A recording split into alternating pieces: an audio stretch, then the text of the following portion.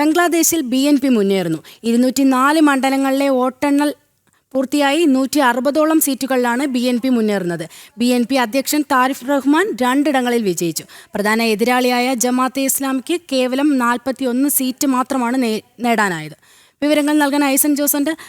ഐസൻ, ഇപ്പോൾ BNP നല്ലൊരു മുന്നേറ്റമാണ് കാഴ്ചവെക്കുന്നത്. ഇത് ജമാഅത്തെ ഇസ്ലാമിക്കേറ്റ കനത്ത തിരിച്ചടി തന്നെയാണല്ലേ? ജമാഅത്തെ ഇസ്ലാമി എന്ന് പറയുന്ന സംഘടനയുടെ, ജമാഅത്ത് എന്ന് പറയുന്ന പാർട്ടിക്കേറ്റ ഏറ്റവും വലിയ ഒരു തിരിച്ചടി തന്നെയാണ് ഇപ്പോൾ ഉണ്ടായിരിക്കുന്നത് ബംഗ്ലാദേശിൽ എന്ന കാര്യത്തിൽ തർക്കമില്ല. കാരണം നമുക്കറിയാവുന്നതാണ്, 158 സീറ്റുകൾ എന്നാണ് പുതിയ കണക്കുകൾ പുറത്തു വരുന്നത്. 160ഓളം സീറ്റുകളിൽ കൃത്യമായ ഒരു മുന്നേറ്റം നടക്കുന്നുണ്ട്. 299 സീറ്റുകളിലേക്കാണ് മത്സരം നടന്നത്. അതിൽ 204 മണ്ഡലങ്ങളിലെ വോട്ടെണ്ണൽ പൂർത്തിയായപ്പോൾ ആണ് ഈ ഒരു നിലയിൽ ബംഗ്ലാദേശ് നാഷണലിസ്റ്റ് പാർട്ടി എത്തിയിരിക്കുന്നത് എന്നതാണ് ഏറെ കൗതുകകരവും ഗൗരവമേറിയതുമായ ഒരു കാര്യം.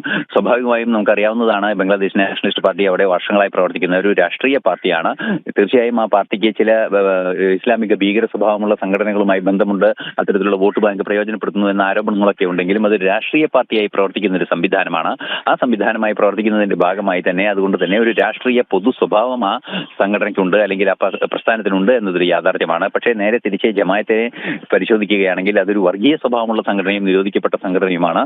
ഇസ്ലാമിക ഭീകരതയെ പ്രോത്സാഹിപ്പിക്കുന്ന ഒരു സംഘടനയാണ്, ന്യൂനപക്ഷങ്ങളെ ആക്രമിക്കുന്നത്. അതായത് ഇസ്ലാമിക ഭൂരിപക്ഷമുള്ള പ്രദേശങ്ങളായ ബംഗ്ലാദേശിൽ ന്യൂനപക്ഷങ്ങളായ ബുദ്ധ, ക്രൈസ്തവ, ഹിന്ദു വിഭാഗങ്ങളെ, പ്രത്യേകിച്ച് ഹിന്ദു വിഭാഗങ്ങളെ വൻതോതിൽ ആക്രമിക്കുന്ന ഒരു സ്വഭാവമൊക്കെയുള്ള ഒരു സംഘടന കൂടിയാണത്. അതുകൊണ്ട് തന്നെ ആ സംഘടനയുടെ പരാജയം എന്ന് പറയുന്നത് ഗൗരവമേറിയ ഒരു പ്രതീക്ഷ നൽകുന്ന ഒരു കാര്യമായി തന്നെ കണക്കാക്കപ്പെടുന്നുണ്ട്. വർഗീയതയ്ക്കെതിരായ ഒരു നിലപാടായി അതിനെ കണക്കാക്കപ്പെടുന്നു. മറ്റൊരു പ്രധാന വിഷയം എടുത്തു പറയേണ്ടത്, 41 സീറ്റ് മാത്രമാണ് ആ പാർട്ടിക്ക് നേടാനായത് എന്നൊരു യാഥാർത്ഥ്യം കൂടി നിൽക്കുന്നുണ്ട്. ഇപ്പോൾ നമുക്ക് ലഭ്യമാകുന്ന വിവരങ്ങൾ അനുസരിച്ച് ധാക്ക, ബോഗ്ര എന്നിവിടങ്ങളിൽ നിന്ന് ബംഗ്ലാദേശ് നാഷണലിസ്റ്റ് പാർട്ടി അധ്യക്ഷനായ മുൻ പ്രധാനമന്ത്രി ഖാലിദ സിയയുടെ മകനുമായ താരിഖ് റഹ്മാൻ വിജയിച്ചു എന്നാണ്. താരിഖ് റഹ്മാൻ ആയിരിക്കും പ്രധാനമന്ത്രി സ്ഥാനാർത്ഥിയെന്ന് നേരത്തെ തന്നെ ബംഗ്ലാദേശ് നാഷണലിസ്റ്റ് പാർട്ടി അറിയിക്കുകയും ചെയ്തിരുന്നു.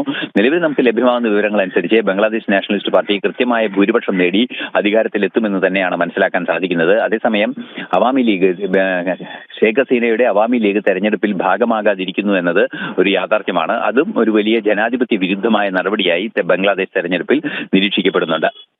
അനക.